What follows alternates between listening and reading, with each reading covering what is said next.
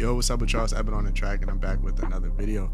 In today's video, man, I want to show you guys that a new Plaque came in the mail, man, and I want to open it up with you guys watching.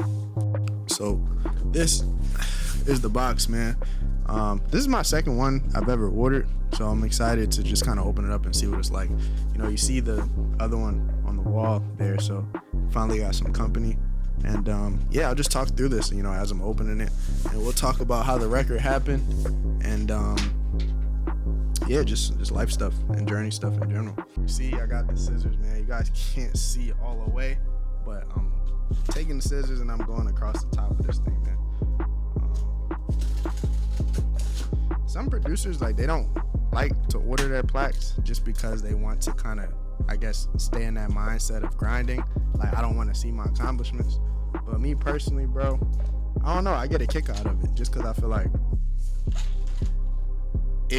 it's motivation to get more of them. I'm not one of those people that's like, stay down until you come up. Like, don't reward yourself. Like, sometimes I feel like you got to see the stuff that you've done, you know? It helps. So we got a lot of bubble wrap here, but this is what it's looking like in the bubble wrap. Stop, please read, blah, blah, blah, blah, blah, carefully packaged, whatever. So now we're gonna cut off the bubble wrap. And I was actually excited for this one to come just because this is another one of my favorite artists, man. So this one meant a lot to me as well. God damn.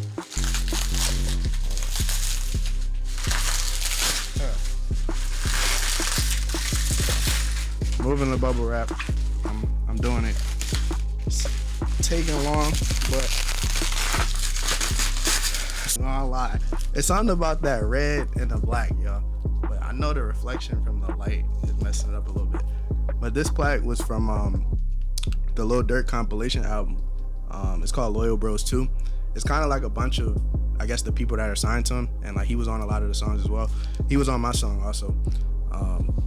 But yeah, the album went number 6 top rap album. So I'm like, you know, Durk's one of my favorite artists, and that's someone that I wanted on one of my melodies and one of my beats for a long time.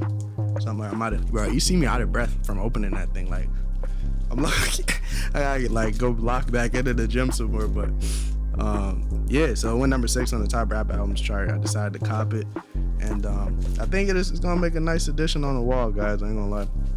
So the story behind this one is that this melody was in one of my first loop kits, actually, right? And I guess I was still sending it out or whatever. I did the song Please Breathe with John Lamb and K Hendrix. And yeah, I was able to get the melody to K Hendrix, and apparently the beat was like super old. If I can remember correctly, I think he said like the beat was real old, and one of Lil Durk's artists had got on it. A Sparrow, I think his name is. And then he got Lil Durk and the other artist, Buka, on it. So it was those 3 on the song. And yeah, the song came out about 2 years after I think it was recorded. So when it first dropped, like, I wasn't really a fan of it. I'm still not the greatest fan of it, just because I feel like I got so much better since then in my production. So when that came out, I'm like, it just sounds dated in terms of like the stuff that I make now and whatnot. So besides that, though, you know, I was just really happy to get someone like Durk on one of my melodies, just because that was an artist I was listening to since like 14, 15 years old, like just constantly, like the old Sign to the Streets mixtapes, like all that stuff. So for that reason alone, I'm like, bro, I gotta get this, you know, just because of that. So yeah, hopefully many more come, and I'm gonna just keep grinding, man. And I hope you guys do the same and look at stuff like this as motivation. And it's just that anything's kind of possible, you know. Obviously, I'm not platinum single, gold singles. Like, I'm not there yet. But for the strides that I have made, I'm telling you guys, like, things is possible, bro. You just gotta kind of keep going. And I would say, just in terms of work ethic, it's more so about coming up with a plan than slaving. And I know a lot of producers don't say that. A lot of producers might be like, bro, you got to make 50 to 100 beats every day. I mean, which is great and all, but like, we need systems in place, man. We need to be, you know, making sure we're targeting who we're sending our stuff to. We're strategic about, you know, who we're sending beats to, who we're reaching out to, who we're connecting to. I would say something like that in terms of strategy is just as important as making 50 to 100 beats in a day or in a week. Just because if we making all those beats or all those melodies and we don't do anything with them, or we don't have any type of plan with them, they're just gonna sit and die on our hard drive. But if we are being strategic and we're coming up with plans and ecosystems that's gonna get our melodies and get our beats in the right hands, then that is, I'm telling you guys, like, that is just as important. And a lot of people don't say that.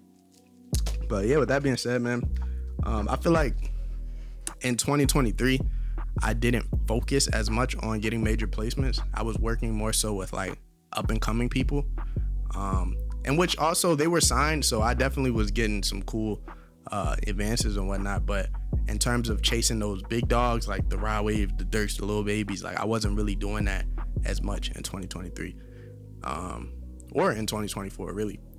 So this upcoming year, that's something I really want to tackle, bro, and really just lock in and be sending stuff all the time and just catch one on every single big album that comes out next year.